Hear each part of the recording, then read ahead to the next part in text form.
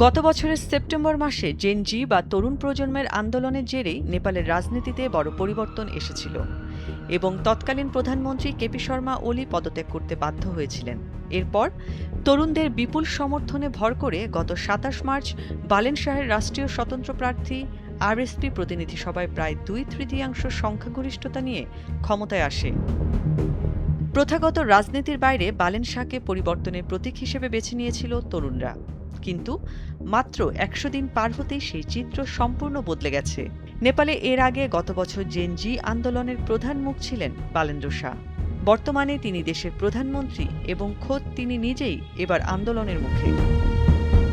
গত বৃহস্পতিবার নেপালের রাজধানী কাঠমান্ডুর পাসপোর্ট অফিসের সামনে সরকারি জায়গায় বাইক রাখার জন্য ১,০০০ নেপালি রুপি জরিমানা আদায়ের চেষ্টা করা হয় গণেশ নামে ২৫ বছর বয়সী এক রাইড শেয়ারিং ড্রাইভারের কাছ থেকে।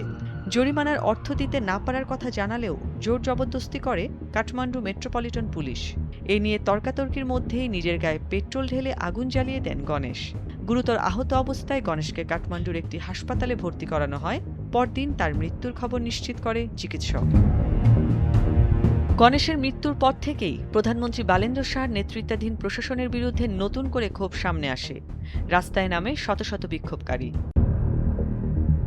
এটি নির্দিষ্ট কোনো ঘটনার প্রতিক্রিয়া নয়, এ যেন প্রশাসন ও সরকারের বিরুদ্ধে দীর্ঘদিনের পুঞ্জীভূত জন অসন্তোষের বহিঃপ্রকাশ।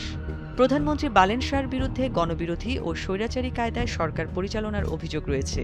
যুব সমাজের অভিযোগ, দেশবাসীর মনে যে আশা জাগিয়ে তিনি ক্ষমতায় এসেছিলেন তা পূরণে তিনি ব্যর্থ।